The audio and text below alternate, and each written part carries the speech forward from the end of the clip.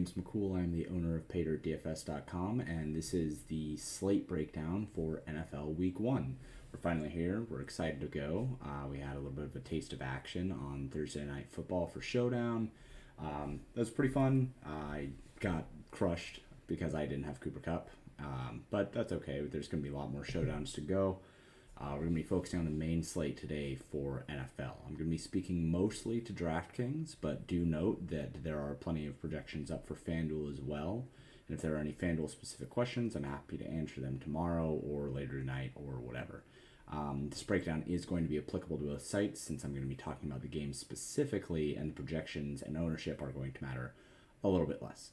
So keep that in mind, but we've got a lot of games to talk about, so we're going to jump right into it. Now, this breakdown is going game by game. We're going to be talking about over-unders. We're going to be talking about spreads. We're going to be talking about the teams themselves. We're going to be talking about what I think personally is going to be happening. And I'm going to be following a lot of what the models have to say about these games as well. Do note things are subject to change. If there are injuries, I'll talk about the injuries that we are thinking about for each game. Last year, I went from highest total down to lowest total. This year, we're going to be doing things differently. We're going to be going from lowest total to highest total. Reason being that I felt last year I kind of lost a little bit of steam as I was going into the lower total games where, I mean, they're a little bit less valuable anyway, but I should still be able to talk about them with the same kind of bravado, right? So without further ado, let's go ahead and get started. So I have this built up. This shows quite a few different things here. We're going to be looking at money line, team win percentage, opponent money line, opponent win percentage, the spread for the team, the over-under, the team projection and the opponent projection, and the team ownership and the opponent ownership. So quick little breakdown of that. Team money line and opponent money line, those are obviously the money line percentages for the teams based on sportsbooks. The win percentages come from the in-house model here at Paydirt, so you can go and look at the game betting model that's on the site if you go over to the NFL dropdown. The spread and over-under, explanatory. The spread is for the team specifically that we are looking at, and then the over-under is for both teams. The team projection is the combination of the stack, the algorithmically derived stack based on the projections in the models. So specifically, if we are talking about that, then if we're looking at Baltimore, it is Lamar Jackson, Mark Andrews, Rashad Bateman, etc., etc. So if you'd like to see what all the stacks are and what all the projections are for the players, then grab a subscription over at the site. $30 a month for every single sport included. The team own and opponent own, those are both going to be based on the stacks as well. So let's go ahead and jump into it. The lowest total overall on the week is going to be the San Francisco-Chicago game. The over-under is sitting at 40 at the time of recording this. San Francisco is a 6.5-point favorite. So the money line for San Francisco is about 75%. However, the win percentage in the model is only about 55%. So why is that? That is mostly because Justin Fields is pretty good. Like, when you look at the baselines and his advanced stats, he actually rates out pretty well in a lot of different ways, especially his rushing ability. His rushing ability looks better than Trey Lance's, even if the upside is maybe not quite as big as Trey Lance. But frankly, we don't know if Trey Lance actually has that upside. Like, we're told that he has the upside, and people continue to sell the upside, but when we've seen him in games, it's mostly just kind of looked lackluster. He's looked really sloppy, and he hasn't actually looked very good. Granted, Justin Fields has not looked very good, but the advanced stats say that he maybe should look better, whereas with Trey Lance, he's just kind of got shitty baselines. So this game has a low over-under for a lot of different reasons, right? San Francisco as a large favorite here against Chicago. Everybody thinks that Chicago sucks. That's fair. I also think that Chicago sucks. And San Francisco is a very, very run-heavy team. They will likely be even run-heavier with Trey Lance starting. That's a note that I made about the season-long projection as well. So that's why this total is so low. People think San Francisco is just kind of run out the clock, which makes a lot of sense. That doesn't mean this game can't be explosive, though, right? I mean, we have two mobile quarterbacks with big arms, and we have multiple deep threats going on for both of these teams. I do think there's actually upside here for a couple different players, especially if George Kittle is out. If George Kittle is out, it opens up a lot for Brandon Ayuk. It opens up a lot for Deebo Samuel. On the Chicago side, we pretty much just have Darnell Mooney, Byron Pringle, and Cole Kmet, right? So it is actually very condensed offenses here. And I do actually think that there's likely going to be some upside. The upside pretty much lies completely on, can Chicago be competitive? And if Chicago can be competitive, then I think that it's going to force San Francisco to actually have to abandon their very run-heavy game plan and start passing the ball. So there's some interesting stuff here. As it stands, my favorite plays from this game are just going to be Elijah Mitchell and maybe Darnell Mooney and Justin Fields. I do like Chicago stack a little bit. I think that it's way under-owned. The ownership on the Chicago stack is only 21% aggregate, and the projection for the team is actually 41.7, which is not terrible. That's actually above average. So I don't think it's the worst thing in the world. If George Kittle is out, I also like Brandon Ayuk, and I also like Deebo Samuel. So I don't think that I'm going to stack this game. I don't think that I have a reason to. If I do, I'll be stacking the Chicago side. So let's go ahead and move on to this next game. It's Carolina and Cleveland. Carolina is at home or are they at home? I don't remember. They're 1.5 point favorites here over Cleveland. It's only a 42 over under. The money line for Carolina is 52.38. The win percentage for Carolina, on the other hand, is actually 58.97. So why is that? That mostly stands on Christian McCaffrey and the baseline stats for the weapons at Baker Mayfield's disposal, whereas Cleveland has significantly less weapons overall than Carolina does. This is mostly just saying that the weapons are way better for Carolina than they are for Cleveland. I think that Baker Mayfield is a big upgrade for Carolina over Sam Darnold, obviously, over PJ Walker, obviously. That there's a lot more upside here with Baker Mayfield at QB, and Baker has had okay baselines most of his career, right? Like, he has actually looked pretty good most of his career from a baseline standpoint. However, it has never really evolved into anything. He has been a letdown. He's sloppy. He's emotional. He gets a little bit heated, and he kind of loses his path, right? So it'll be interesting to see how he elevates this Carolina offense. I think he does, but it'll be interesting to see how, and it'll be interesting to see what the ceiling will be for this Carolina offense. I think they can be good. I think that this is a really weak division as well. There's nothing stopping them from winning this division. So we'll see how that goes. Specifically for this game,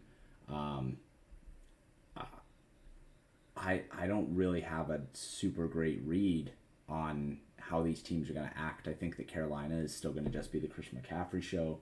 I have a lot of interest in Christian McCaffrey if I can afford him. It's unlikely that I'll be able to afford him, and we'll get into the more expensive stacks later, but I do have interest there. For the Cleveland side, I don't have any interest in anyone whatsoever.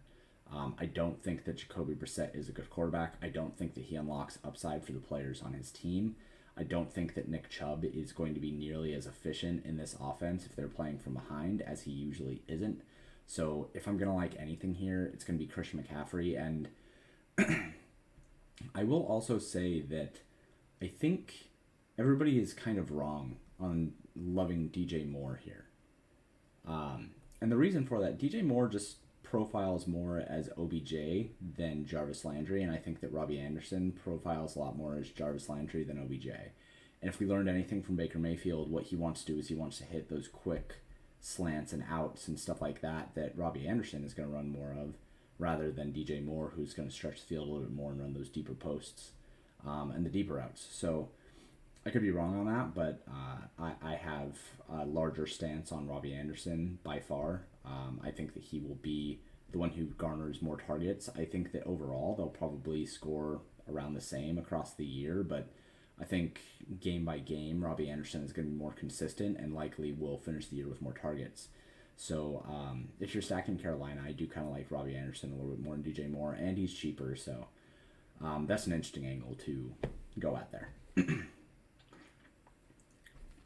Moving on, we have this Tennessee and New York Giants game. So these lines are a little bit messed up just because there's two 43s here, but we'll get over it. We'll get through it. Tennessee, The money line for them is 71% over the New York Giants, and the win percentage model only has them at 63.68. They're still large favorites. I think they're the second largest favorite in the model for the Paydirt game betting model. Um, it mostly just comes on the back of Derrick Henry. Like Tennessee, let's face it, they lost A.J. Brown. They lost some of their linemen. Their defense isn't going to be as good. Ryan Tannehill doesn't look like he's all that great of a quarterback. It looks like his age is catching up to him. Derrick Henry did have that foot injury last year. We'll see how his foot holds up this year. Tennessee is a team on decline almost for sure. That being said, the Giants likely still suck. I know there's a lot of optimism on them with Brian Daboll coming over from Buffalo and people wanting to say that Daniel Jones has a little bit of Josh Allen in him, and I tend to agree with that. I do think that Daniel Jones does have a little bit of Josh Allen in him, but I still think that the Giants are maybe one of the worst teams in the league. I'd probably like bottom five almost for sure, just because Daniel Jones is not Josh Allen. Saquon Barkley is good and looks healthy. But then you have this wide receiver core where it's like, who is their best wide receiver? Is it Kadarius Toney because the coaching staff doesn't have a lot of confidence in him? Is it God, I can't even remember his name, Kenny Galladay, because Kenny Galladay looks washed in training camp. Is it Sterling Shepard? Is it Darius Slayton? Is it Wan'Dale Robinson? Like who is it? You know, that they're going to rotate so many wide receivers that I don't think that we really have a good grasp, or that we will have a good grasp of who their main guys are. So I have concerns on that. I just think that the Giants are just kind of an experimental team, and we're not going to know what they are. Like, are they going to be improved? Yeah, probably. I think that it's hard to be worse, and I think that the coaching staff that they had last year was absolutely tragic. So there's got to be improvements here. But they're still likely a bad team if Daniel Jones is a bad quarterback. And I just think that we have years of data on him. Unless Brian Daboll completely overhauled their offense, I think that he's just going to continue to be bad.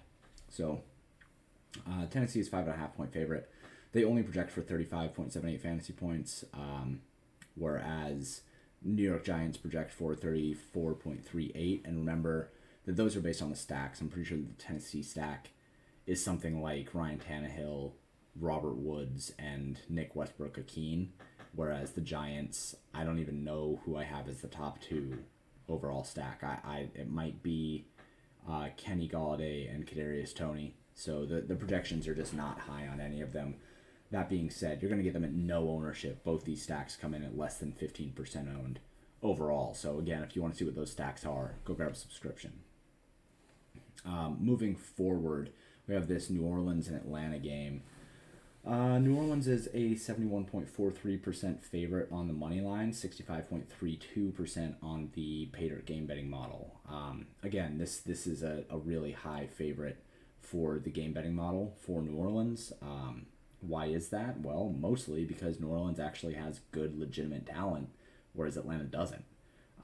Atlanta basically just has Kyle Pitts, and that's it. Outside of that, they're basically a team built off of replacement level, maybe below replacement level players, and it's hard to think that they're going to be a good team this year.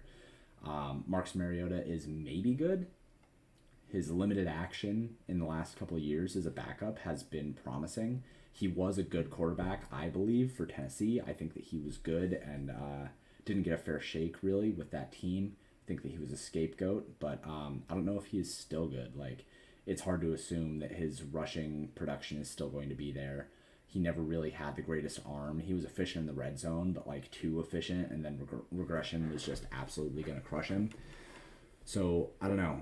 They have Kyle Pitts. There's optimism on Drake London, which, like, sure, I get it. But, being an 8th overall pick doesn't guarantee that you're going to be a good player. And he did have that kind of phantom injury during the preseason where they were really cautious with him. Behind him is Bryan Edwards, Olamide Zacchaeus, and, jack shit, right? So, Atlanta profiles be a really bad team. certainly in the same level as the Giants, maybe just as bad as the Giants. New Orleans, on the other hand, has Jameis Winston back. New coaching staff, Sean Payton, is gone.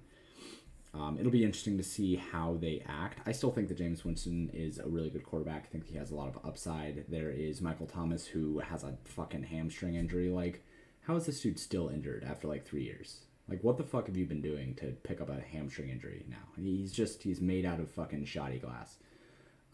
They did pick up Jarvis Landry. They have Chris Olave, who's a rookie who, I mean, whatever, he's a rookie. I don't care about him. And then they have Alvin Kamara, who is not going to face suspension, at least for the first part of the season. So the New Orleans Saints are a legitimate team, and the Atlanta Falcons are not a legitimate team. So it makes sense that the game betting model is super into them. 5.5 is probably too low for the spread on New Orleans. I do like taking the spread on them. The over-under here is 43. The New Orleans Saints have a team projection of 37, whereas Atlanta has a team projection of 33.9. I don't really have a lot of interest in this game. I guess I'm okay with Alvin Kamara. I guess I'm okay with Kyle Pitts. But outside of that, like, I don't know. An over-under of 43. I do think that New Orleans is a legitimate team, but I think that they mostly just ride Alvin Kamara and play efficient and don't have to do much in terms of fighting with Atlanta. If they do have to fight with Atlanta, that's kind of how this game goes off, right? So if you're going to be stacking, you're stacking the Atlanta side, you're probably bringing it back with either Alvin Kamara or Jarvis Landry. I prefer the Jarvis Landry side over Michael Thomas. I just don't trust that he is good anymore. He's dealt with so many injuries, and he has acted like he doesn't want to play. Who knows if he's even in fucking game shape. Man, do I hate Michael Thomas? I might hate Michael Thomas. Anyway, let's go ahead and move on. This next game that we have is Baltimore and the New York Jets. So the team money line for Baltimore is a 75% favorite. The game betting model is only 56% favorite. Let's talk about that for a second. While the Ravens are obviously a better team because of Lamar Jackson, when you get past Lamar Jackson, they're not really a better team.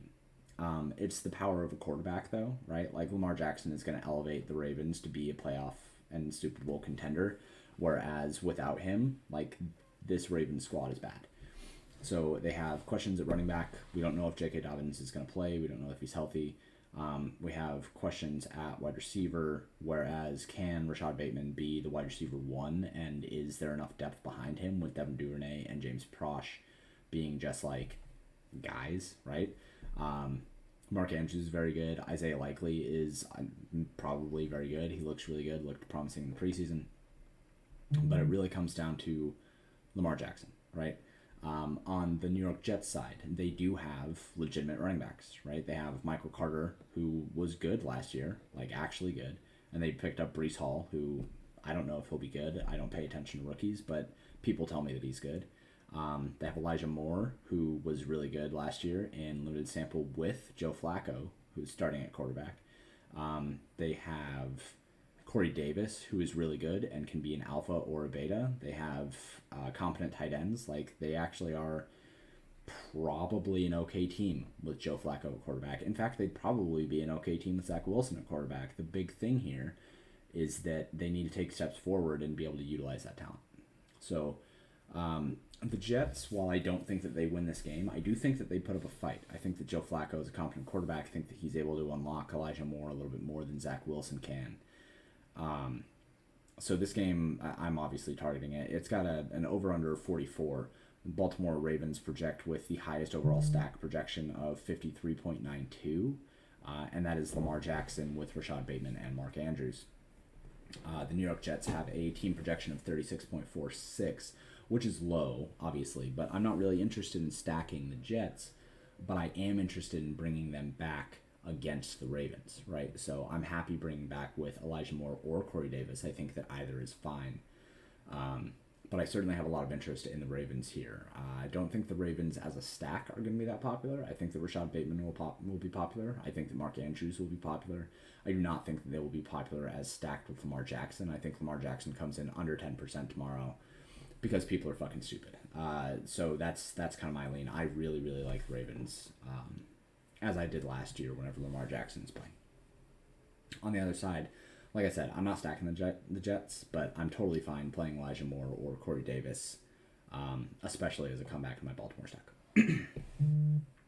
So, moving on to this next game, it is Cincinnati and Pittsburgh.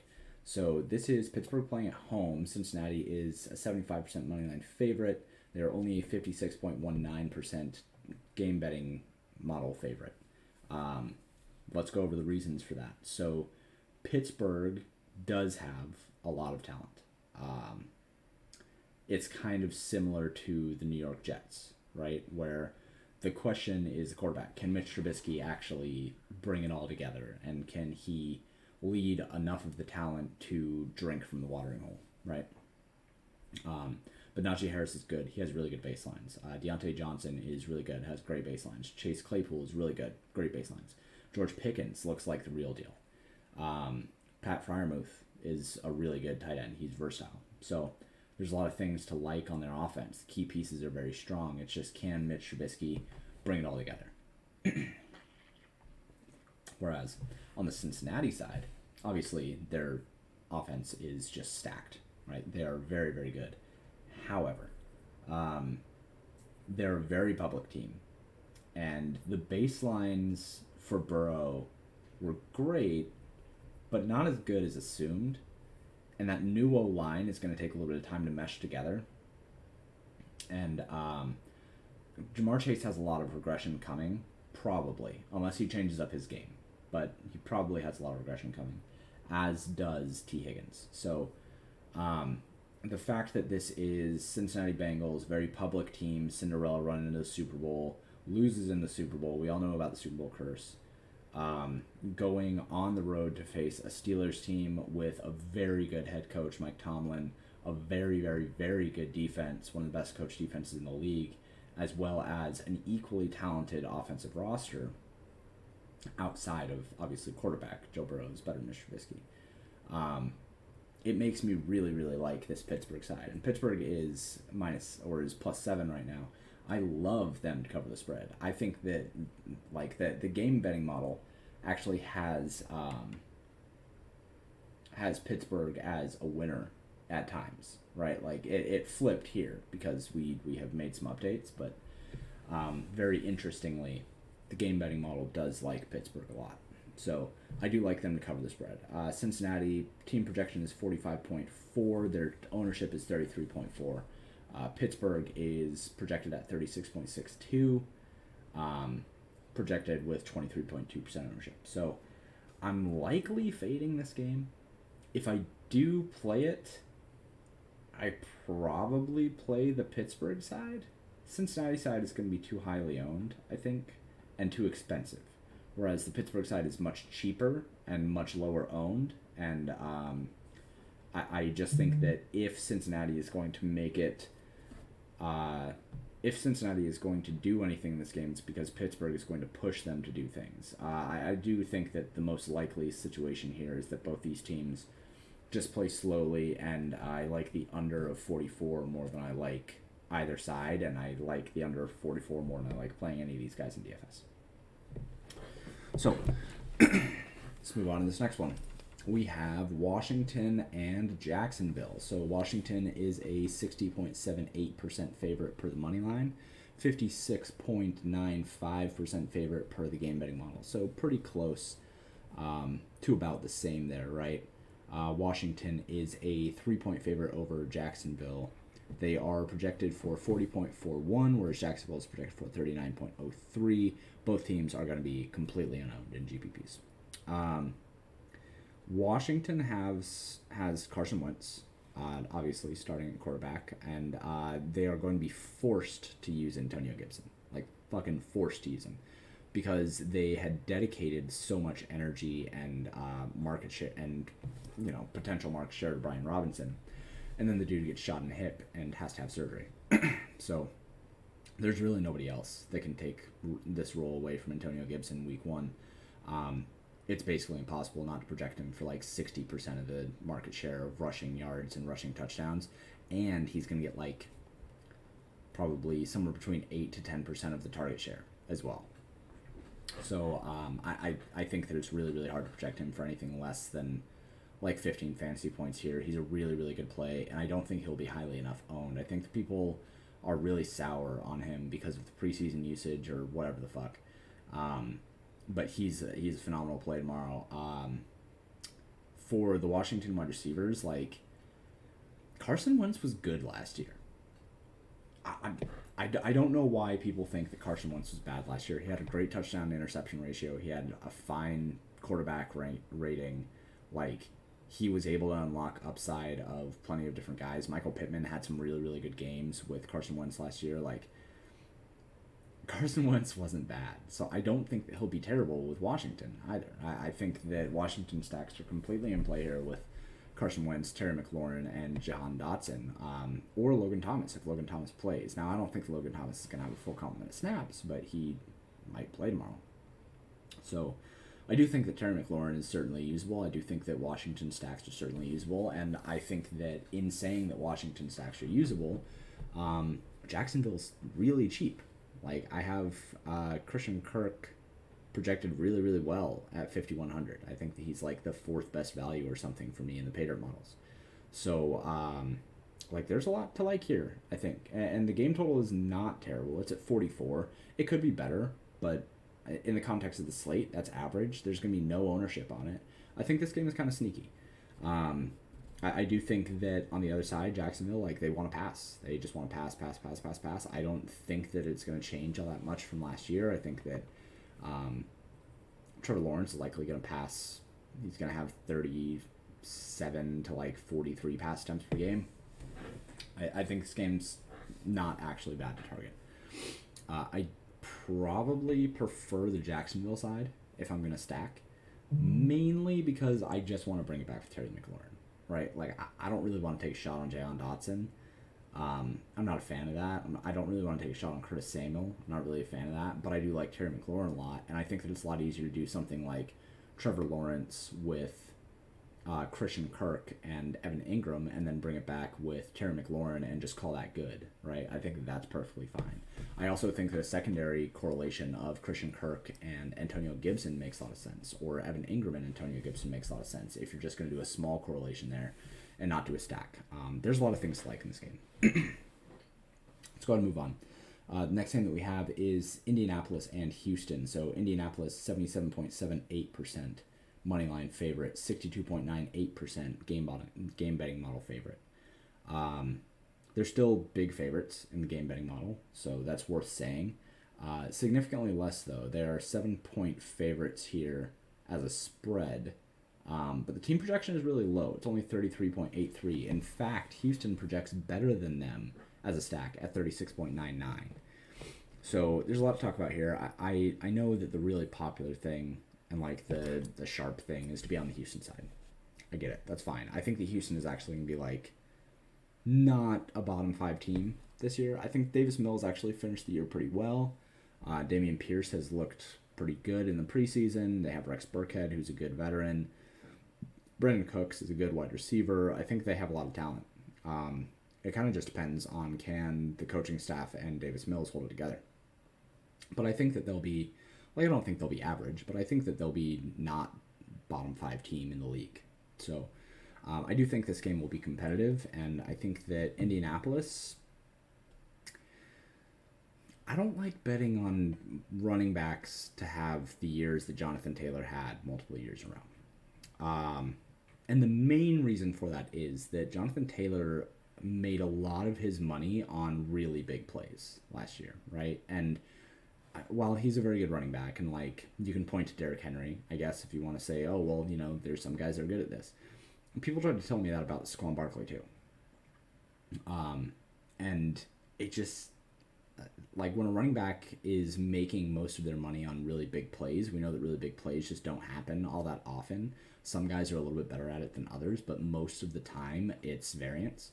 So I don't really like betting on Jonathan Taylor to repeat the success that he had last year. I think that Matt Ryan might be a downgrade to Carson Wentz. I know that's a hot take. I get that that's a hot take, but like Carson Wentz wasn't bad last year. Matt Ryan was bad last year and is older now, right?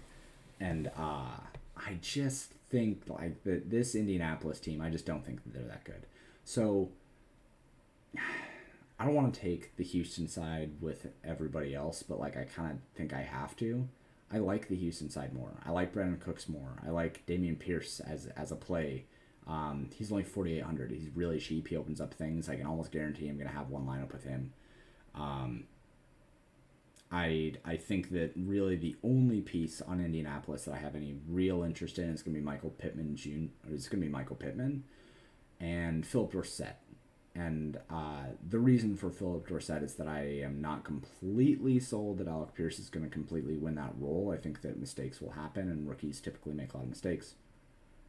Philip Dorsett at 3K is very, very cheap. So if you think that this game is going to be competitive, I think that something like Matt Ryan, Michael Pittman, and Philip Dorsett makes sense. I think that I prefer the Houston side.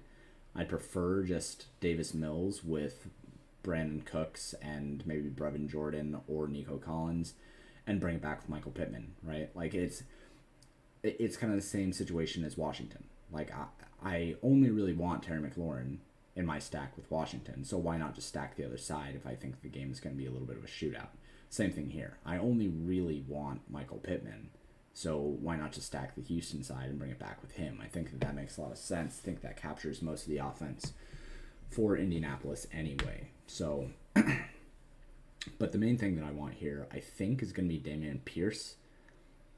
He's not getting steamed up as much by touts as I thought that he was going to be. Ownership projections on him are relatively low, like 10% or something like that, and I'll eat that. I don't mind that. I do think that he's mostly just going to be like a early down and touchdown grinder kind of guy. But if he's good and if this Indianapolis team is not able to carry momentum forward and Jonathan Taylor does struggle, I do think that Houston is going to be able to have some scoring opportunities. So I like Dameon Pierce, I like Michael Pittman, and I like Brandon Cooks, but I certainly don't like Jonathan Taylor, and I think that Indianapolis might suck this year. Let's go ahead and move forward. We've got Miami at New England. So Miami is a 64.9% moneyline favorite. They're 61.26% game betting model favorite. That's about right. Miami as a team has more talent than New England by a long shot. I do think that they are a worse coached team. I still think that Bill Belichick is a really good coach, even if he has not been as successful without Tom Brady. But like, no shit, he's not as successful without Tom Brady. Like, that just, duh. Miami, I'm not sure how they're going to be. They have a lot of offensive weapons, right? Like, they have Tyreek Hill, they have Jalen Waddle, they have Mike Gesicki, they have Chase Edmonds, they have Raheem Mostert, and then they have Tua. And Tua actually looked pretty good in the second half of last year. I think that he will continue to get better. I don't think that he's going to be an absolutely trash quarterback if he continues to progress. The problem will be, can he throw down the field, right? That's going to be what really unlocks the talent of this offense. So hopefully they've worked on that. I don't really have a clear opinion on whether that's going to happen or not.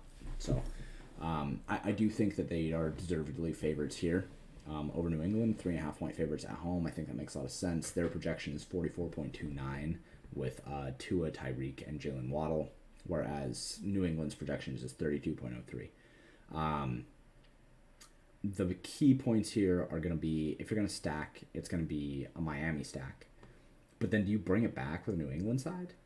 Like, who do you even bring it back with? Do you bring it back with Hunter Henry? Do you bring it back with Jacoby Myers? Do you bring it back with... I don't even know who you would bring it back with. I don't know if you trust Mac Jones enough to be able to unleash upside of any of these wide receivers. So it kind of eliminates Miami stack for me a little bit, because I just think that if they score a little bit, they're likely going to run, and then it's Chase Edmonds or Raheem Mostert, and that's going to be a running back by committee. So I'm not really into this game. I think one-offs of Miami players, either Tyreek or Jalen Waddle, I think makes a lot of sense, but I'm just not super into stacking this game. Minnesota Green Bay. So Minnesota is a 50% moneyline favorite, or a 50% moneyline pick 'em, right? 25% in the game betting model. So uh, we're that's a lot, and a lot of it comes from Aaron Rodgers is better than Kirk Cousins. The running backs, Aaron Jones and AJ Dillon, are considerably better than Dalvin Cook and Alexander Madison. And while Justin Jefferson is better than Sammy Watkins, uh, I don't know how much better Adam Thielen is than any of the other options, I guess. It mostly comes down to Aaron Rodgers just being way, way, way better than Kirk Cousins. And the running backs being significantly better too. So that there's obviously a lean towards the wide receiver room for Minnesota. The big story this year has been for Minnesota that they have a new offensive coach and that they're going to be more pass heavy. I will believe it when I see it. On the other side, the big story for Green Bay is that Aaron Rodgers got like a fucking white girl tattoo on his forearm, and he has Sammy Watkins as wide receiver 1. Now, look, there is literally nobody in the industry more invested in Sammy Watkins than I am in best ball. Like, just trust me on this. I have so much fucking Sammy Watkins. So I am hoping that this game, without Allen Lazard, because Allen Lazard is doubtful, he's not going to play. This game needs to go well for Sammy Watkins. Otherwise, I'm a sad guy, right? Like, I'm going to be fucking depressed. But I think Sammy Watkins can do it. Sammy Watkins' base stats and his advanced stats have not actually been bad the last couple of years. He just hasn't had the opportunity. I think he profiles better as a wide receiver 1 than wide receiver 2 or 3.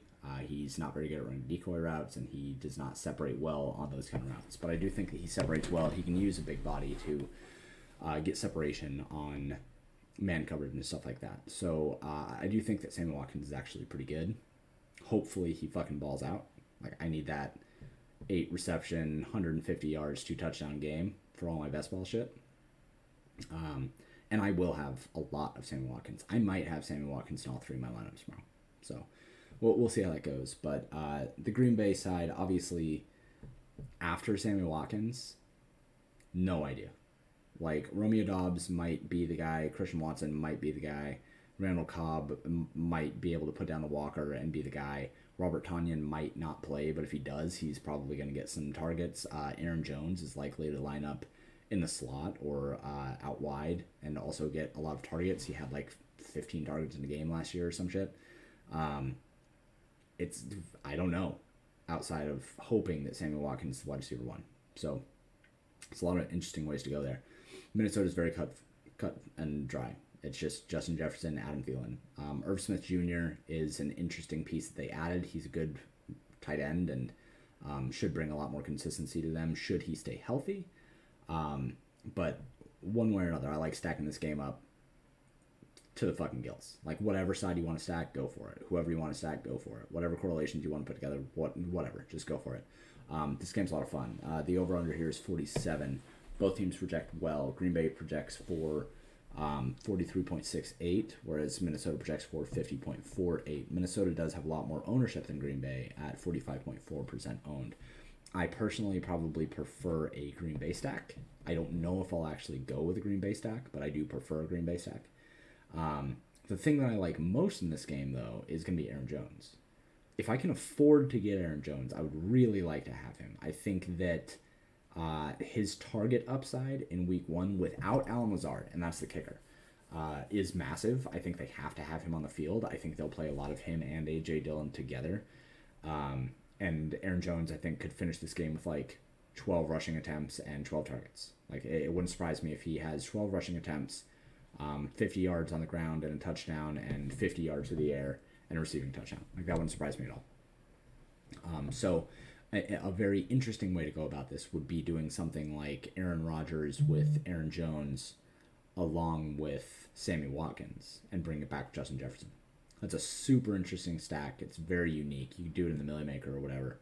And I think that it captures likely a lot of their touchdown upside. So lots of ways to go in this game, though. I like the Green Bay side. Moving along, we're coming towards the end of this. So we have Philadelphia and Detroit. Philadelphia is 69%, very nice money line favorite, 61.67% game betting model favorite. The over-under here is 48. Philadelphia is 5-point favorite. I don't really have a lot of interest in this game. I know that people are like into Detroit because of Hard Knocks and because they're like a fun, quirky team or whatever.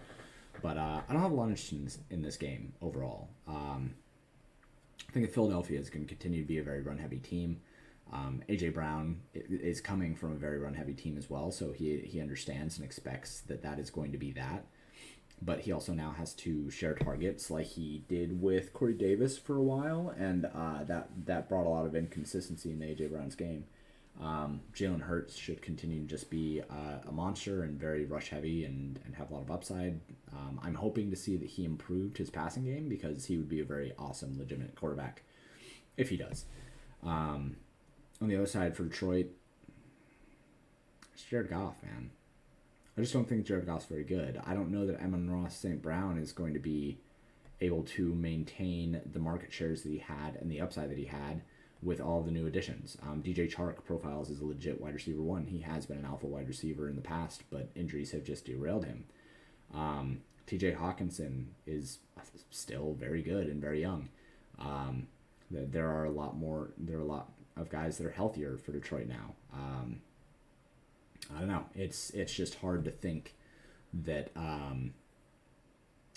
that he's going to maintain that market share again. So I think there's a lot of question marks here, and I think that Philadelphia could very likely just impose their will. It could just be a Miles Sanders and Boston Scott game. It could just be 250 yards rushing. Detroit did not upgrade their defense very much at all, so there's nothing stopping Philadelphia from just imposing their will. I just don't have a lot of interest in this game. I think that the main interest that I have here is very likely Miles Sanders. And if it's not Miles Sanders, then Philadelphia's defense. I just don't think Jared Goff's very good. Okay, so we only have two games left here. We have the Chargers and the Raiders, and the Chiefs and the Cardinals. So these are the highest overall over-unders. The Chargers and the Raiders sits at 52. Chargers are a 64.91% moneyline favorite, 63.79% game betting model favorite. The Chargers, I think, are a legitimate Super Bowl team. They have an incredible roster. Mike Williams is fucking good. I think he has the potential to be a top 5 wide receiver in the league if he stays healthy. Keenan Allen is getting older, but obviously one of the best route runners that we've seen in the last 10 years. Justin Herbert, when he has long hair, is very good and doesn't look like a pedophile. So I do really like the Chargers. I think their roster is incredible. Austin Eckler, obviously fantastic as well. Their defense is terrific as well. It's one of the better defensive rosters in the league for a team with such good offense. So Chargers, very legit team.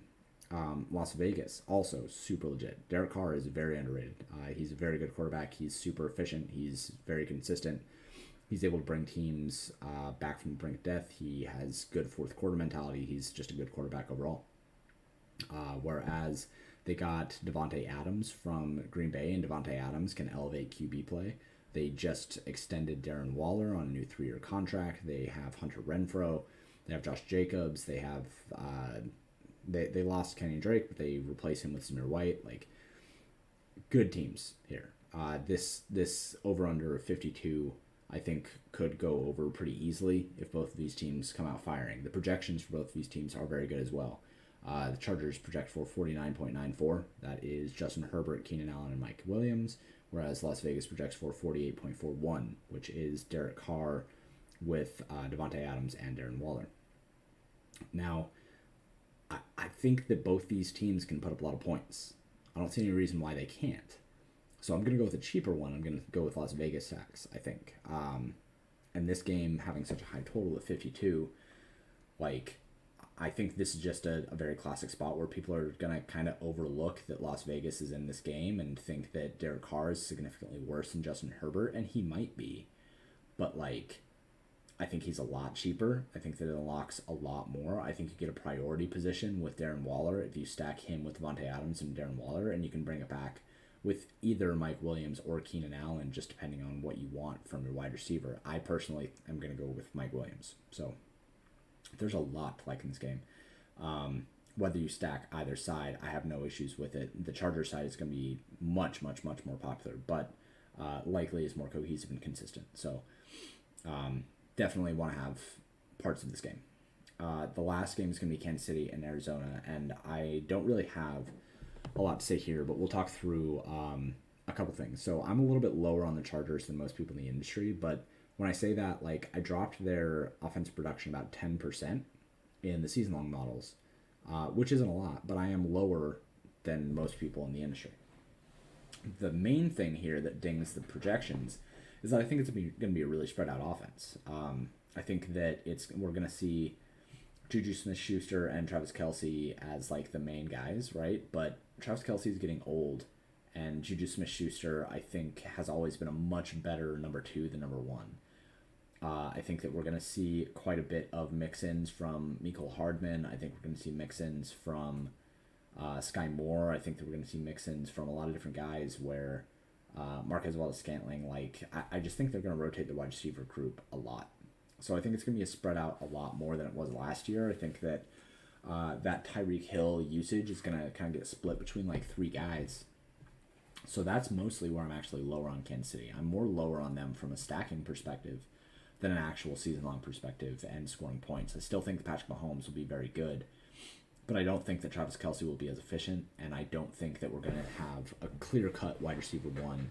If it is, it's Juju, and I think he tops out at like 25% market share. I don't think he can hit that Tyreek Hill 30% market share for sure. On the other side, this Arizona team is just fucking riddled with injuries already, and suspensions, right? DeAndre Hopkins suspended for the first like half of the season. Rondale Moore is now out. I think hamstring injury or something like that. They lost Antoine Wesley as well. He's on IR. So they're coming into this game with, and Zach Ertz has a calf injury. He might not play. So like they're coming in this game. They could feasibly come in this game with their top wide receiving options being newly acquired Marquise Brown, AJ Green, the corpse of AJ Green, and fucking Andy Isabella. That's bad. I think they get stomped here by the Chiefs. I just think that Arizona, like that, there's just been so many weird things with Kyler Murray and the offseason contract extensions and everything like that. And like he might not have his head in the game. He might have Ben Simmons syndrome, right? Where he cares more about just kind of being on a team rather than actually playing football.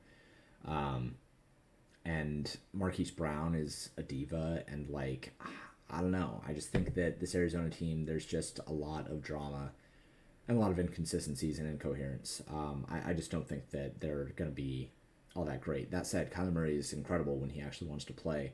Marquise Brown has a massive ceiling. Zach Ertz is a really, really good tight end. When they get DeAndre Hopkins back, if they can get DeAndre Hopkins back and be in a good place for the playoffs, I think that they can do a lot of damage. But without DeAndre Hopkins, I think that it's just a really, really disjointed team.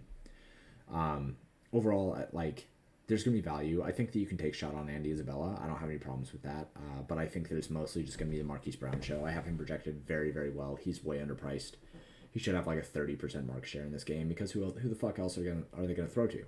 And they're going to have to throw because the Chiefs should come out and be effective. Like, Andy Reid is one of the best one of the best coaches in the game, coming off of either a bye week or week 1.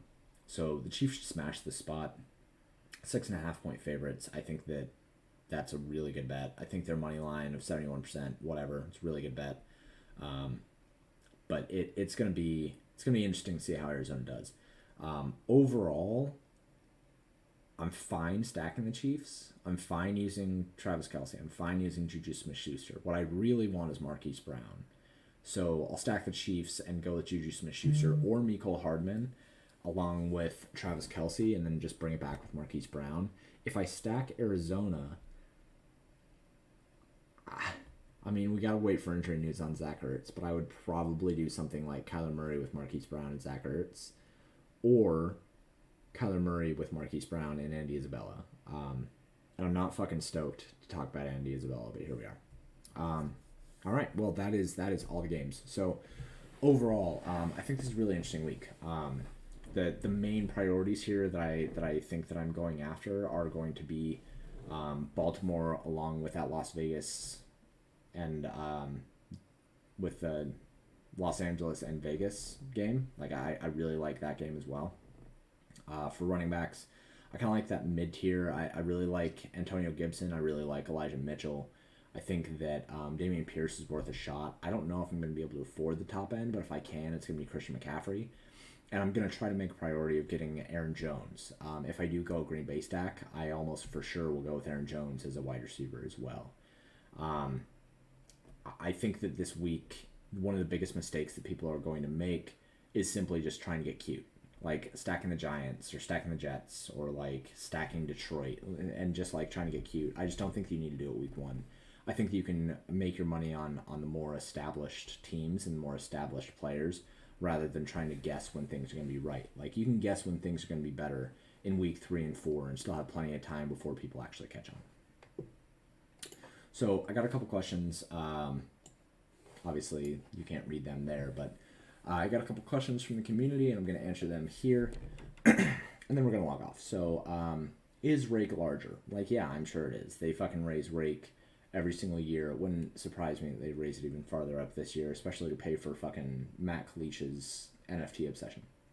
What are the best contests? So, that kind of depends. Let's go ahead and bring up DraftKings here. Oh, I have no internet right now. That's funny. Anyway, I'll probably answer that in Discord tomorrow because I think that it requires a little bit more nuance. But the best contest is the smallest contest that you can afford to play, like almost always. I don't think the payout structures matter all that much. A flatter payout structure just ruins the EV at the top end of the contest. And 2 times payout structure contests are typically really bad to first. So it matters on your goals. It matters if you are trying to build your bankroll. It matters if you're trying to just make a lot of money. Like there's a lot of different things, but mostly the easiest answer that I can give on what are the best contests are going to be the smallest contest that you can afford to play. That's going to be the contest that you have the best chance winning. What are the best things to look at in the models? So when you look at the models, the main thing that you're going to be looking at is the stacks on the first page, right? You're going to want to pick the teams that you stack based on that. And then you're going to want to go in and you're going to want to look at the projections along with the ceilings and then 4x percentage. So that's what I look at for ceilings, really, is the 4x percentage. I think that LevX is important, but LevX is going to be more like if you're building out a full team and you notice that you're just like on a shit ton of negative LevX, then you should pivot to a couple spots. But as usual with LevX, the most important thing is just going to be balance out your team. Just try not to be in the negative and you're going to be fine. And then what to do with limited lineups. So specifically the question was 1 to 3 lineups. I play 3 lineups every single week. If you watch the Monday show with me and Blender, you know that. I usually play the 153 max. This week I'm playing 333. But I think that what that mostly comes down to is you have to be very clear and very concise about the things that you are focused on. So specifically, just as an example, with Arizona, right? I am considering an Arizona stack this week. I have not built it yet. But when I consider an Arizona stack, I have to think about, okay, why am I playing this Arizona stack? And the main reason is going to be that I want access to Marquise Brown and Kyler Murray, right? So if what I really want out of an Arizona stack is going to be Marquise Brown, then why am I really stacking them? Because then I'm just taking up other spots with players that I think are going to do worse. So do I really need an Arizona stack? Probably not. I can just go with Marquise Brown. So being very clear and concise about the reasons why you're playing certain players or why you're playing certain stacks, I think is really important when you have limited lineups. Also, making sure that you're not getting super weird. Like there's no reason, if you have 3 lineups, like you don't need to play a fucking New York Giants stack. You don't need to play a Houston stack. You don't need to play a Detroit stack. You don't need to play Philadelphia stack. Like if you only have 3 lineups, you should be focusing on stacks that are good and consistent and have high upside. They're likely going to be expensive, but I think that it's important to just play like the best plays if you're going to have limited lineups, meaning that you should play the best stacks that you can find and then try to diversify throughout them with your one-offs and with your secondary correlations. That's typically how I go about things. There are other people, like I know that Jeff El Jefe, like he never plays any of the same players in any of his 3 max stuff. Like he completely diversifies his portfolio and his 3 max stuff. So a lot of his personal preference. I personally would rather just play the best stacks that I can find in the high total games and then just diversify in the one-offs and my running backs Typically, I play one running back in two of my three lineups. I don't diversify that much with running backs because I think that typically if there's value at running back, you just eat it. So most of my diversification comes from my secondary correlations and my one-offs and my defense. But that's mostly with the limited lineups. I just think that you're making small pivots off of a small core. If you have a larger set of lineups, if you have like 50 to 100 or 150, then you can afford to take less stance and you can afford to branch out quite a bit more. Like if you have 50 lineups, you might have some Houston stacks, you might have some Detroit stacks, whatever. But if you only have 5 lineups, like you don't need to do that to yourself. If you want some access to Houston, you can just have Brandon Cooks with like a Chargers lineup or something like that, if that makes sense. So anyway, this has been the first slate breakdown of week 1. It looks like a really fun week. There shouldn't be any super drastic chalk, and there's no super drastic values, so that's going to make for some really cool GPPs. If you have any more questions, you can hit me up over in the Discord. It is free to join. You can find it over in the member tools over on the site at paydirtdfs.com. You can find me on Twitter at paydirt_DFS. And if you have not already picked up the Theory of DFS Advanced Players course, you should go pick that up. It's $195, but it is well worth it. It comes with a full suite of tools that I developed myself to make you a better player, as well as 5 hours of audio from Jordan Cooper on how to make you a better player as well. So go pick that up if you haven't already. Let's fucking crush this week and have a great week for Paydirt. Yeah, anyway, I will talk to you guys later, and thanks for listening. Let's have a great week.